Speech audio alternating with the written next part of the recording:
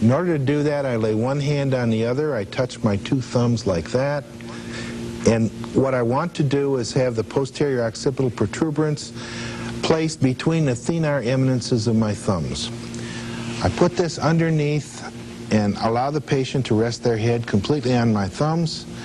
The points of my thumbs, or the point of the V that they form, will meet just at the inferior end of the occiput, or perhaps at the spinous process of the first cervical vertebra.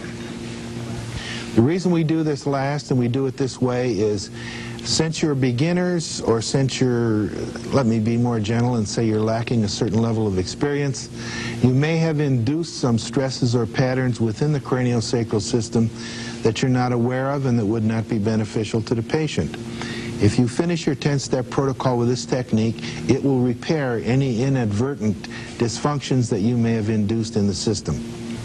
Not only that, it's good for the patient's health, and we do it in the same way as we did the other ones. We just follow the narrowing of the occiput during the extension phase and then refuse to follow when it tries to expand in flexion.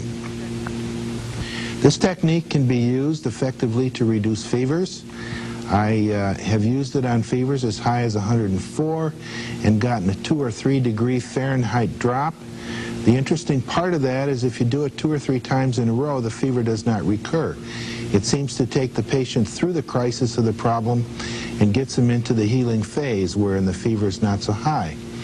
We also use it to enhance vitality. When I was still teaching at Michigan State University, I used to teach students to do this to themselves using tennis balls, and I think you've all become acquainted with our tennis balls. And they would do this during exam times and so on, and it seemed to, in their opinion, give them a better response on their exams and so on. They could think more clearly. It's a technique that you also use anytime that fluid exchange would be helpful. And I use it in all the arthritic problems because fluid exchange is so important in inflammatory processes. And so it's an excellent technique to teach to a family member for someone who's suffering from rheumatoid arthritis or some such debilitating disease. We also use it a lot with transient problems.